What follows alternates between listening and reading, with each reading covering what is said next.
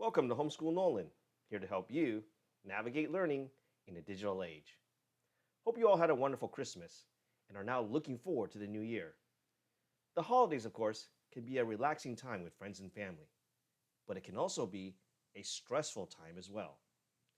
When we think of stress, we often think of it as something we try to avoid. We usually seek the opposite, and that is the state of being relaxed or chilled. But today, I'd like to talk about an important lesson I've learned this past year, and that is how stress can actually be good for you in the long run. But first, what do I mean by stress? What is stress? When we are stressed, we usually feel pressured to handle a difficult situation and we're not sure how to go about it or if we'll get through it okay. If you're a student, you can be stressed about getting a good grade on that final exam. If you're a homeschooling parent, you can feel stressed about teaching and preparing your kids for the future while juggling work and other family responsibilities at the same time. If you're a working adult, you could be stressed about completing a project on time or even about getting laid off. The common thread in all types of stress is that there's almost always some form of uncertainty. We are uncertain how to proceed and we are uncertain of the end result. And this can cause fear and anxiety. It's only natural then that people often try to avoid stress or putting themselves in stressful situations. However, what I've found is that if you avoid stress all the time, it can be a great way to create more stress for you in the future. That's because stress is what drives achievement. And if you enjoy nothing but a stress-free life in the short term, you will likely end up more stressed out in the future because you don't have any major accomplishments or achievements that you need to get through in life.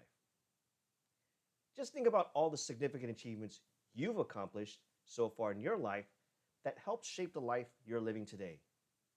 Maybe that achievement was completing an award-winning science project. Maybe it was getting into a prestigious school.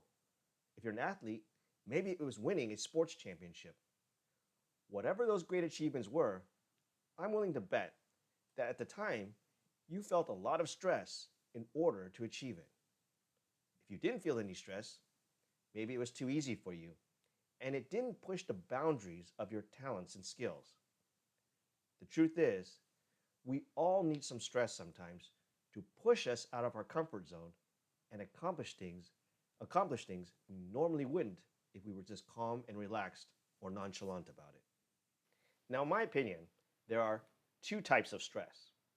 First, there's the stress that hits us in life unexpectedly and usually out of our control. It could be the stress of failing an exam, even though you tried your best and studied hard. It could be the stress of that demanding boss that puts a lot of responsibilities and deadlines on us. Or it could be the stress of finding or losing a job. It could even be stressed about being diagnosed with a serious illness. These are all types of stress that we hope to avoid as much as possible in life. But the second type of stress is what I call elective stress. It's the stress that we willingly take on even when there's no external pressure to do so. Have you ever noticed that the people who can easily afford to retire, like multimillionaires and billionaires, continue to work hard? Many of them continue to work hard as CEOs, entrepreneurs, and business owners. Or they may be working hard by running for elected office or serving on nonprofit boards. It's easy to overlook that high achievers got to where they are today because they willingly took on additional stress that they didn't have to take on when they were younger. Maybe they decided to take on the stress of starting their own business or just pursuing more responsibilities at work. Or maybe they decided to take on the stress of pursuing that advanced degree in graduate school.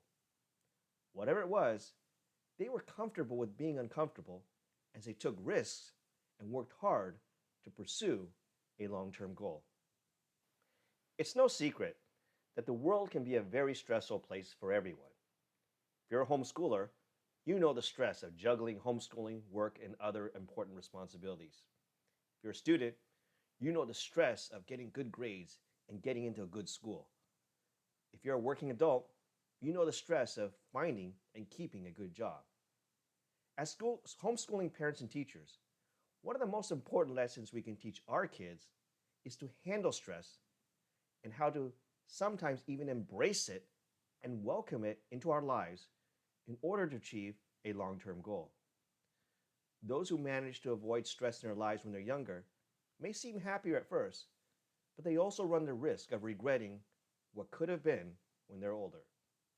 Of course, too much stress can be unhealthy, and we all must learn to adopt that healthy mix of stress and relaxation in our lives. But no matter what stage in life you're in and what your goals in life are, I hope this video has at least helped you gain a healthy perspective on how welcoming stress into our lives sometimes can make us both healthier and happier in the long run. Let me know what you think in the comments below.